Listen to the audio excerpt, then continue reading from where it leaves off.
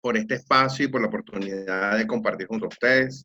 De parte del equipo de Oportunidad, en el marco del proyecto de reconciliación, hemos abierto este espacio con distintos aliados para generar espacios de encuentro, articulación y hablar de los temas de interés en el país. Un tema hoy de forma importante que tenemos que abordar es el tema del ejercicio de la ciudadanía, de cómo apalancar ese proceso que efectivamente las prácticas a veces nos hacen olvidar el ejercicio de la ciudadanía, y creo que hay que rescatarlo, fortalecerlo, apalancarlo, más en un sistema democrático como el que nosotros efectivamente hemos en mucho tiempo luchado de mantener y tratar de mantener. El día de hoy queremos hablar justamente de la ciudadanía y la democracia, el reto de la Venezuela en tiempos de COVID. Efectivamente, este aislamiento social ha limitado, ha creado unas condiciones adversas a todo el tema del ejercicio democrático y de la participación ciudadana.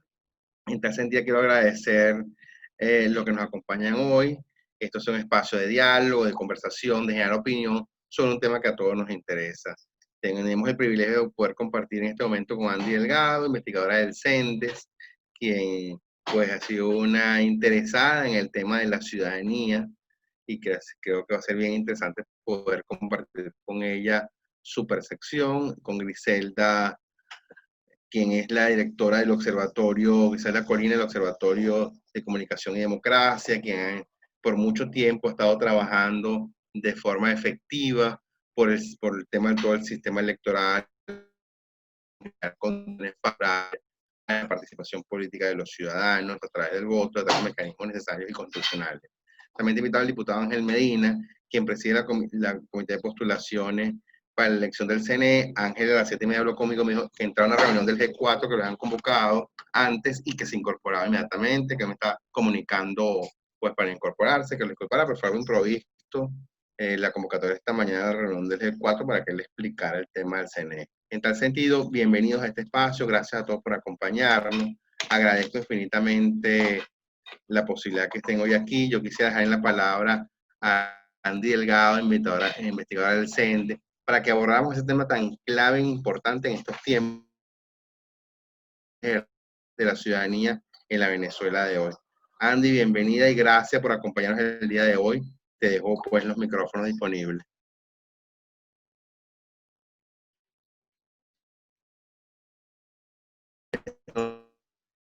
¿Sí? ¿Me escuchan?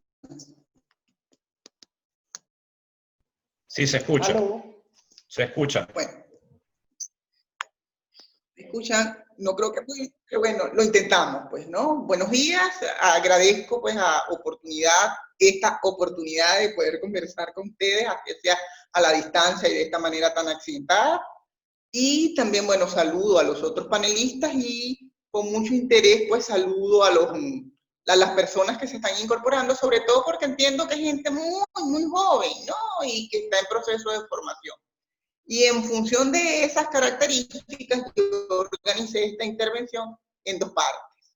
En la primera yo les voy a hablar de lo que considero unas premisas básicas que de las que se deben partir en este tipo de discusión, y luego les voy a hablar de algunos hechos, ¿no?, sobre este tema. Vamos a poner el cronómetro para no pasarme el tiempo. La primera premisa de la que me gustaría partir es que la democracia es un orden conflictivo, ¿no? Que cuando hablamos de democracia no podemos entenderla si no hay un conflicto entre las partes, y generalmente gente que es diferente e incluso gente que compite entre sí. Y lo que no cabe, pues, aún cuando hablemos de conflictos, es tratar de resolver esos conflictos por la vía de los atajos. Y a esto me voy a referir un poco después.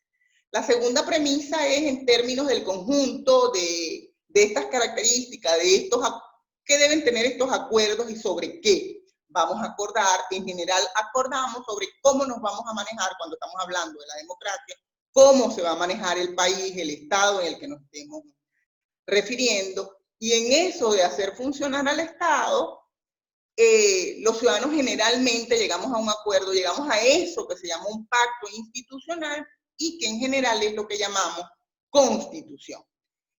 ¿Cómo son esas reglas del juego? ¿Cómo es esa institucionalidad cuando hablamos del caso venezolano? En nuestro caso, hay que partir de algo, a ver si lo logro decir de memoria, que la primera premisa siempre que hablemos de ciudadanía y que hablemos de democracia en Venezuela, es sabiendo que Venezuela es un Estado, a veces lo recuerdo, es un Estado democrático, de derecho, un Estado democrático, social y democrático, de derecho, social y de justicia, ¿no? Esas son las 4 premisas básicas, pero ¿qué quiere decir eso? Primero, que hay una separación de poderes, que hay una distribución de competencias en sentido vertical y en sentido horizontal, que hay una primacía de los derechos humanos y que implica una serie de normas conforme podemos manejarnos para discutir. La premisa número 3 es que esa institucionalidad regula lo ordinario, entendiendo por ordinario lo que es común a todos, es decir, el día a día, una normalidad de circunstancias.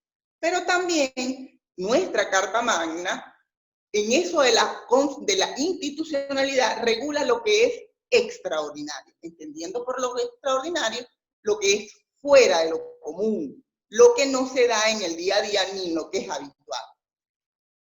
Y eso me lleva a la premisa número 4.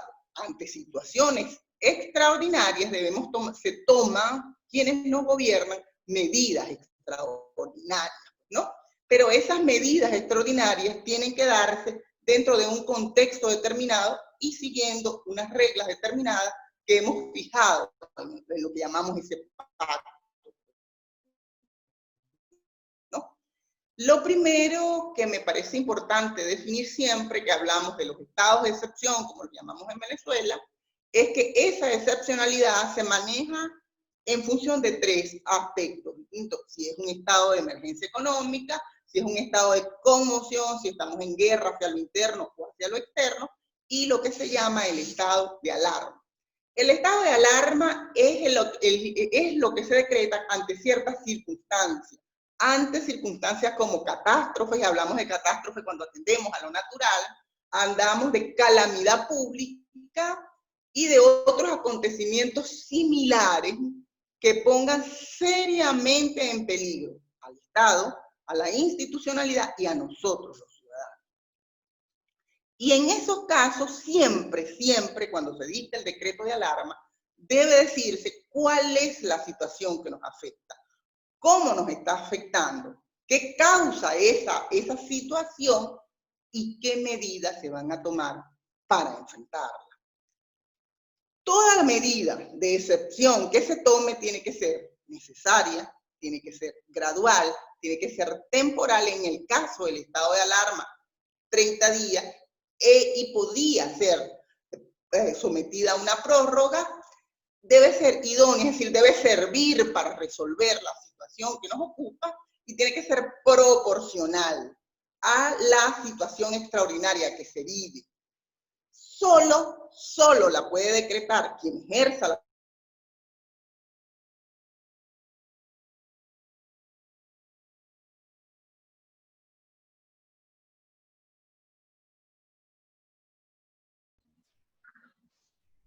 Profesora Andy, se le fue el audio.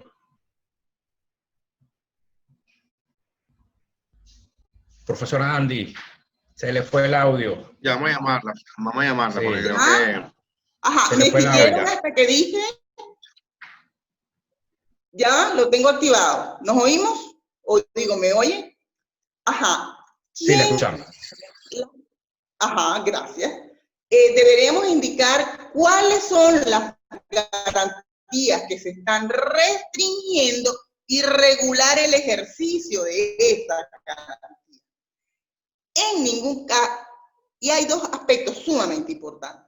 En todo caso, que se dicte un decreto de alarma, tiene que someterse a la Asamblea Nacional para que se haga lo que se llama el control legislativo y al Tribunal Supremo de Justicia para lo que se llama el control de la legalidad. Ahora bien, en ningún caso pueden restringirse derechos tales como el derecho a la vida, la protección a la familia, el derecho a la información, la integridad física, es decir, lo que uno llama los derechos humanos intangibles. Nunca se interrumpe el funcionamiento de los poderes públicos. Y,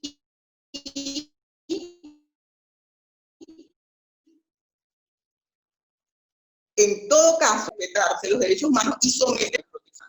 Eso es las 4 premisas básicas que espero haya podido explicar de la manera más clara posible. Ahora, ¿cuáles son los hechos? Veamos. El 11 de marzo, la Organización Mundial de la Salud, ante una situación de los estados, declaró la pandemia, porque había una enfermedad infecciosa con un alto contagio y que causaba extremados daños en la población. Asistimos a lo que sucedió en China, con pasmo vimos lo que estaba sucediendo en Italia, en Francia y en España, que pareciera que es mucho más cercano a nosotros. Pues. Ante esta situación, el 13 de marzo, es decir, 2 días después de la declaración de la Organización Mundial de la Salud, el Estado venezolano declara el estado de alarma. Un mes después ese estado se prorrogó y ahora estamos en una situación que no sé cómo denominar, sino una nueva normalidad, un relajamiento de ese estado de alarma.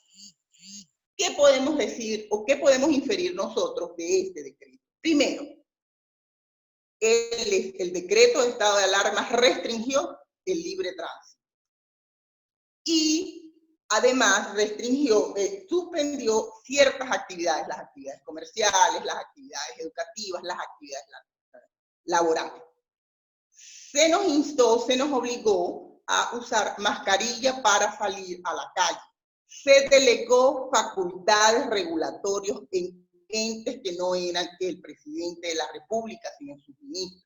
Se sometió a cuarentena a tanto los infectados como aquellos que estuvieran en contacto con ellos. El gobierno se infiere del decreto que se maneja con una gran discrecionalidad pese a lo que señala la Constitución, pese a lo que señala este pacto, que no nos dijo el decreto y debió hacerlo. Primero, no hay manera de que usted lea ese decreto y sepa cuáles son las garantías que fueron restringidas. Eso no se dijo. Y por tanto, mal se puede regular el ejercicio de unos derechos que nunca se nos dijo claramente que estaban restringidos. No se menciona a la Asamblea Nacional para que haga el control legislativo correspondiente, el control político necesario en un tipo de decreto como este. Y aún hoy no se ha notificado a la Comisión Internacional Interamericana de Derechos Humanos. Eso es obligatorio y eso no se dijo. ¿Qué sí se ha hecho en el marco del decreto? Antes de la aplicación, que es obligatoria para que empiece a tener vigencia, se tomaron medidas, se nos restringió el libre tránsito, pero también se prohibió que los aviones aterrizaran o salieran del país. Eso no debió hacerse si no había un decreto efectivamente en vigencia. Se decretó de hecho un toque de queda, sin horarios ni límites establecidos. Se ha producido la detención del personal de salud que ha dicho cuál es la situación hospital. En este momento hay personal de salud que está detenido por haberse atrevido a decir, esta es la situación. Hay casos de comunicadores sociales que se les ha restringido el libre tránsito, que se les ha impedido estar en la calle reportando lo que sucede. A ver, me quedan 3 minutos. Y autoridades municipales, y cuando hablo de las autoridades nacionales me refiero a quienes ejercen realmente el poder en Venezuela, pero también a autoridades municipales y regionales que han actuado tan arbitrariamente como el gobierno nacional. Así uno ve como hay alcaldes que han restringido, han impedido el tránsito por su municipio, e incluso que se han atrevido a decir en las redes sociales, no me hagan hacer cosas que no quiero hacer porque están saliendo a la calle. Uy, se me entiende. Eso, entonces, a manera de cierre, es cierto que hay un estado de alarma porque hay una situación que atenta contra la salud de los ciudadanos.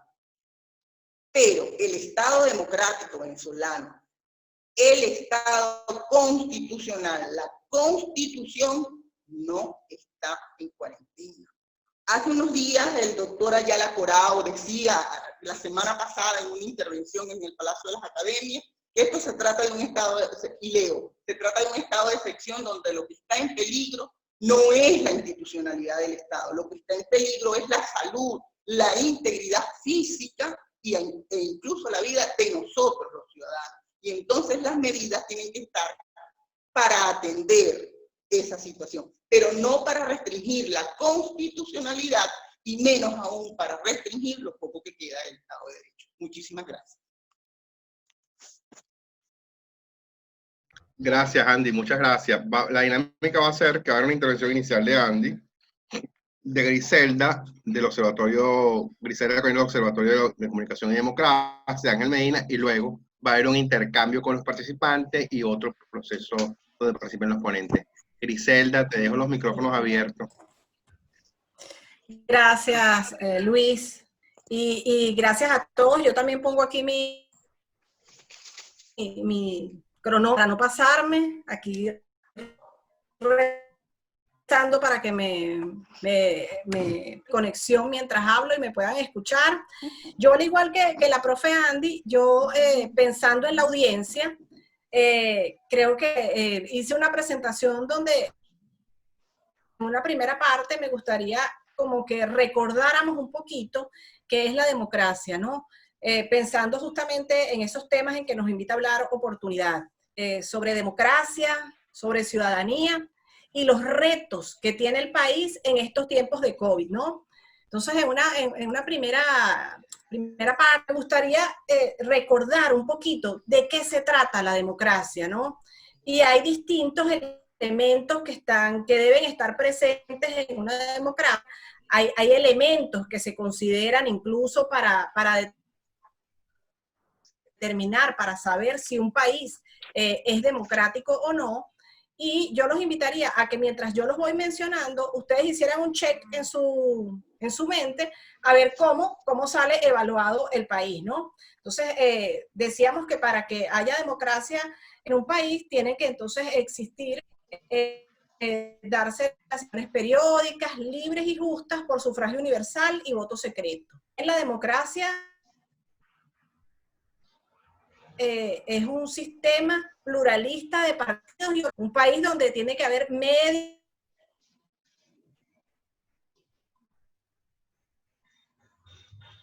de información libre, tales, el derecho a la vida. Tiene que haber también separación de poderes e instituciones que los integren. Hablaba la profe Andy sobre justamente el rol de la Asamblea Nacional en las competencias y en lo que tienen que ser los contrapesos necesarios, incluso entre las distintas instituciones y sobre todo su autonomía frente al poder central, ¿no?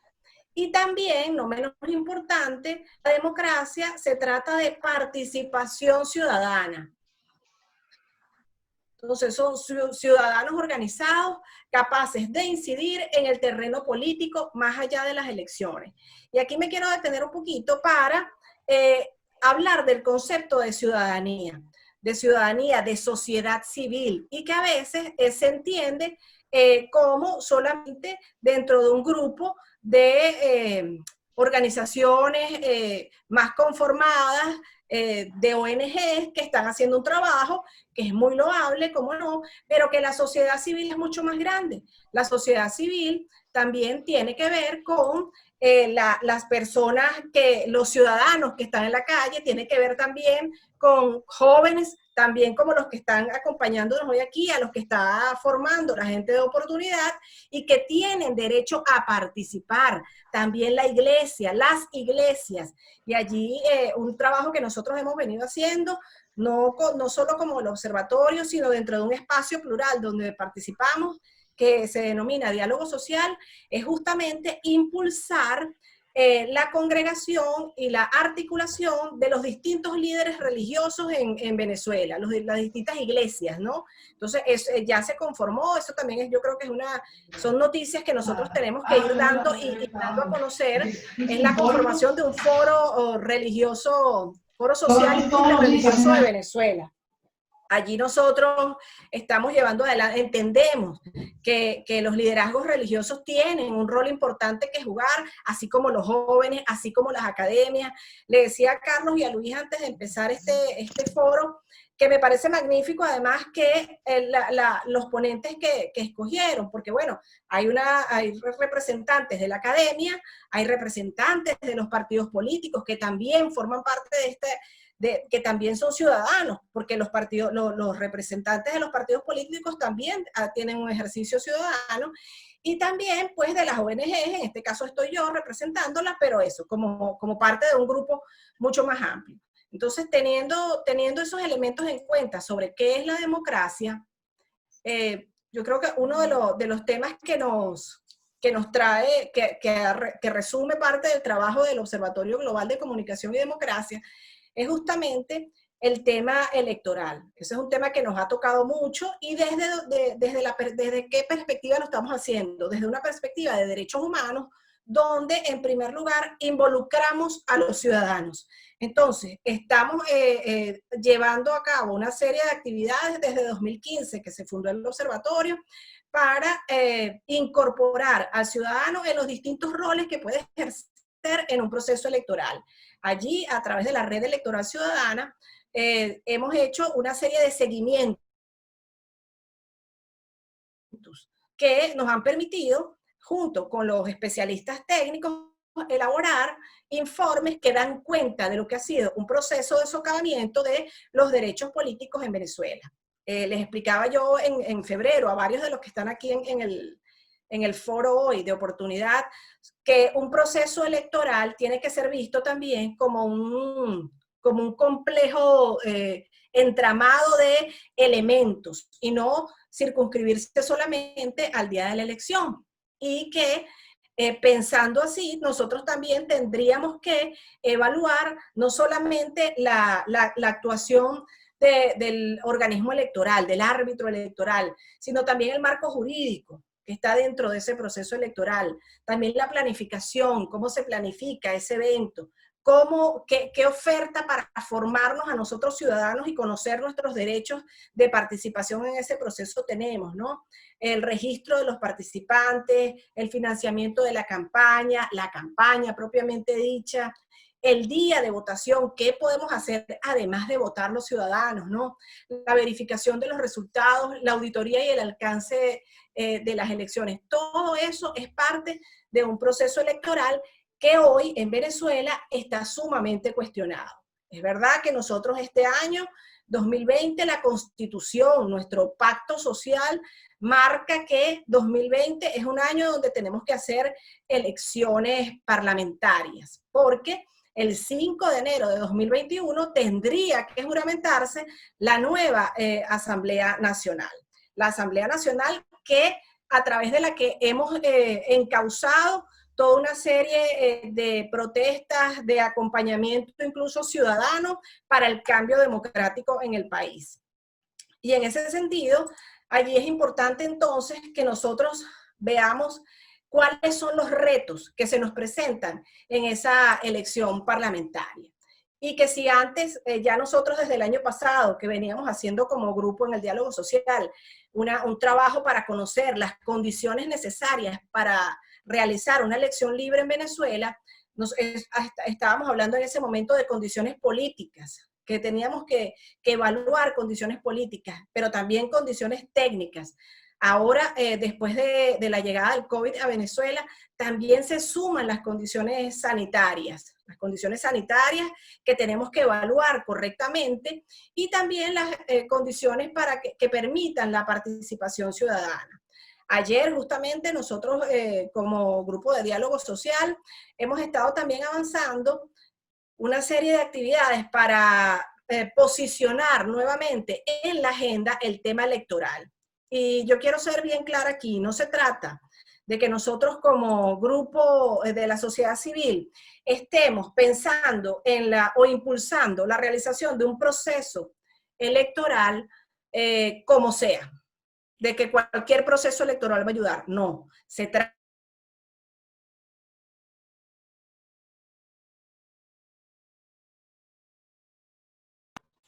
Griselda, se fue el audio.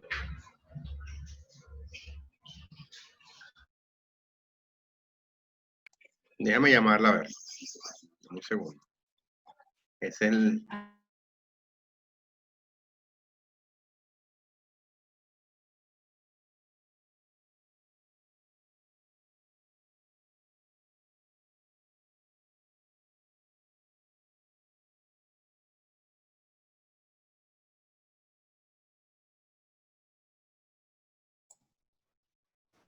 Volví.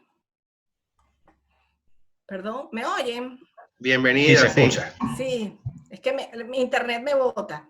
Decía que ayer tuvimos en esa mesa a participantes de Bolivia y de República Dominicana, y que para mí fue muy importante escuchar la vivencia y las reflexiones de estos compañeros, porque además la reflexión desde una perspectiva también ciudadana.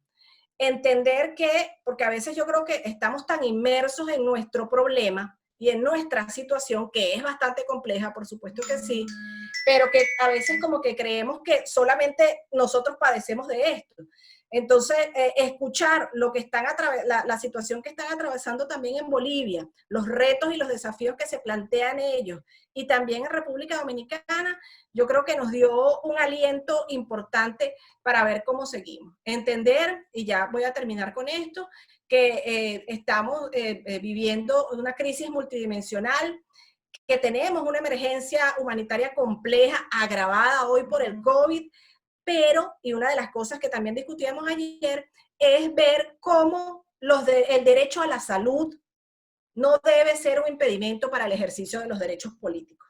Eso es un tema que está en el debate público y que nos toca a los venezolanos también entender. Urge que nosotros construyamos una solución pacífica, constitucional y electoral donde todos los venezolanos podamos participar. Y como les dije, no se trata de participar en cualquier evento electoral convocado. Se trata de poder, de impulsar un acuerdo político que permita la realización de un evento, de un proceso electoral que sirva para encauzar a Venezuela hacia la democratización, hacia la reinstitucionalización. Nosotros celebramos, y yo creo que es importante que lo digamos en cualquier evento que nos presentemos, hay que celebrar el acuerdo que se dio esta semana entre el gobierno de Nicolás Maduro y la Asamblea Nacional presidida por Juan Guaidó, que es además reconocido como presidente interino por más de casi 60 países en el mundo, y para abordar el tema humanitario. Yo creo que esos son pasos importantes que se están dando, que no podemos dejarlos de ver, no podemos dejar de impulsarlos y de reconocer su relevancia y de entender que estamos viviendo tiempos para llevar adelante acciones urgentes, para hacer acuerdos donde la gente sea el centro de la acción de todas nuestras, de todo lo que hagamos, ¿no?